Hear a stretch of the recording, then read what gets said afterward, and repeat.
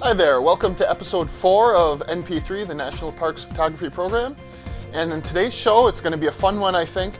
I'm going to go through my top 5 winter parks experiences. So it's winter right now, it's winter in the national parks, and it's not always the time that everyone thinks about making their trips to the national parks, but I've been fortunate to have some really awesome experiences in the parks in winter, and it's one of my favorite times of year to visit a lot of parks. So I'm sitting here, I got myself a nice hot cup of coffee, and we're going to have some fun talking about some of the best winter parks experiences. Some ground rules first. I haven't been to every park in the winter. I haven't been to every park to begin with, and I certainly haven't been to all of them in the winter. So this can only be based on, it's my personal experiences. These are my favorite winter parks experiences that I've had. It doesn't mean that there aren't other great ones out there, but I can sort of personally vouch for how much fun the parks on the list are in the winter. So that's the biggest ground rule, is just it's not comprehensive and it's my personal experience. So first, before we get into the top 5, a couple of honorable mentions. The first of those is Pictured Rocks National Lakeshore on the Lake Superior shore of the Michigan's Upper Peninsula. And that's the closest, in terms of drive time, that's the closest park to where I live. And it's also one of my favorite, bar none. And winter is a great time to visit there if you're a snowmobiler. It's like snowmobiler's paradise. The main road through the park, M58, is closed most of the way. So you can get out there, get some solitude, and enjoy that, enjoy those sort of motorsports activities. It's great for snowshoeing. There's some great cross-country ski trails, ice climbing, lots of great winter activities. And it's not super accessible in terms of just with the park road being closed. You have to go through some extra effort to get to places, but it's a ton of fun and very rewarding once you do. My second honorable mention is Theodore Roosevelt National Park in North Dakota, and I had a chance to visit there on my way through once and do some snowshoeing and lots of snow.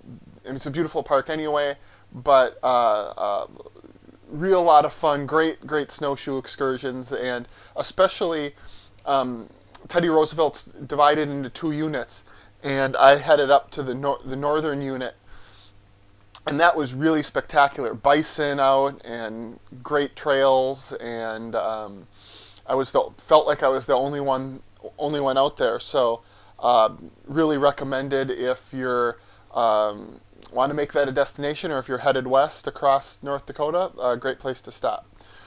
Which brings us to our top 5. And number 5 on the list is Apostle Islands National Lakeshore in northern Wisconsin. And this is kind of a hit or miss one, but 2 winters ago now, they had the ice caves opened up. I think it was for the first time in 15 or 20 years. And so if you're not familiar with the Apostle Islands, it's kind of on the tip of Wisconsin, where it protrudes out into Lake Superior there. And if you get a really hard winter and that whole Chequamegon Bay, Lake Superior area kind of freezes up really good, then they'll open up the mainland ice caves from one of the beaches off of the mainland of the lakeshore. And I mean, this was a phenomenon that got sort of national attention, because as the water during the fall comes off the cliffs and freezes, and there's some springs, and so you get these great ice formations built up, and it drew just massive crowds. The day I was there with a friend of mine, there were thousands of people. The line in the parking lot was literally miles long of cars parked along the side of the road to get into the park. But those crowds, that's not always the best thing. I always appreciate it. I'm glad people are out there enjoying it. But it's a pretty long stretch of cliffs on the mainland there. So it took about a mile from the beachhead to get to the first section of the ice caves. And then if you went about another mile past that, you'd pretty much get past where all of the people were going. So my friend and I really had some opportunities to see a section of it kind of on our own, and it was later in the day, and I was able to get some beautiful photographs kind of going back inside one of the caves and looking out and ultra wide angle lens, and it's one of my favorite parks photos, but just such a unique and cool parks experience that you can have up there. So keep an eye out if you see that the ice caves are open at Apostle Islands. Try to get yourself there. Number 4 on the list, and boy, number 4 and number 3 I had a hard time with, but I put Grand Teton National Park at number 4. And I spent a night there coming back up from the southwest, and I mean, you can imagine the Tetons with snow, and oh gosh, it's so beautiful. And so I had sort of 2 days to explore there. And if you're familiar with Grand Teton, there's sort of the main park road that goes a little bit west up the Snake River Valley there. And then there's the U.S. highway that runs a little bit farther east, and they sort of parallel one another from the north end of the park to the south end. And the U.S. highway is open up until, I think it stops being a U.S. highway eventually, but up until where it goes through the Rockefeller Parkway and into Yellowstone. It's closed in Yellowstone. You can catch some of the snowmobile tours from there. But the main park road, a little farther west, is mostly closed.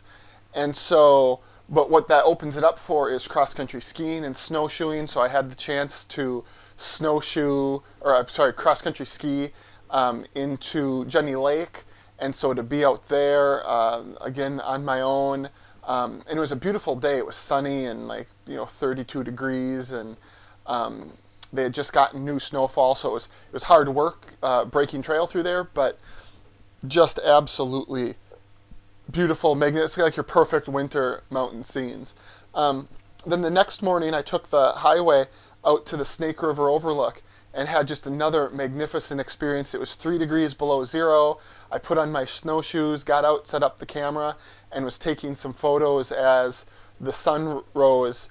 And so you're looking west at the Tetons, and see the purple sky, and then the sunlight hit the tip of Grand Teton, and slowly see that light move down the range. Was just an amazing experience. So beautiful park, beautiful winter experience, and it's very doable. Jackson's right there, so there's, that's a peak season for them for the downhill ski season. But it means that there's plenty of services, and so it's not like a wilderness experience, except it's so easy then to go from Jackson into the park and experience nature there. Which brings us to number 3, and that's Grand Canyon National Park. And the south rim of Grand Canyon is 7,500 feet, something like that. And so up there, you get real winter conditions. The north rim closes in the winter, but the south rim remains open. They have great lodging there. Just last winter, my wife and I did a trip. We were visiting my parents who live in Casa Grande, so we drove up to the Grand Canyon for a night and did some hiking, and it's so peaceful, and it was really, it's an amazing winter experience. And we were able to hike down, and you're sort of below the first 1,000 feet or so of elevation. Typically you can get below the snow. It depends on the conditions and the temperatures, obviously, but when we were there, it was still very accessible. We brought some traction devices for our boots and some good poles, because it can get slick on the trail into the canyon. But we got down in there and watched from Skeleton Point, about halfway down, this storm move across the canyon. And one of my favorite photos of the parks of all time I have from there is this storm came down the canyon, this winter storm. And then on the way back up, we got in the snow, and it was beautiful and really so much fun. And that contrast of the white snow with the red rocks, and just first-rate, beautiful stuff. I think in many ways the canyon looks more beautiful in the winter than it does in the summer, which is saying something. Speaking of canyons looking more beautiful in the winter, my number 2 winter park experience is Bryce Canyon. And this is one that I for sure feel like looks more beautiful in the winter than the summer. That snow with the contrasting with the orange rock and the hoodoos, just amazing, amazing scenery. The park roads are all open. The lodging is open.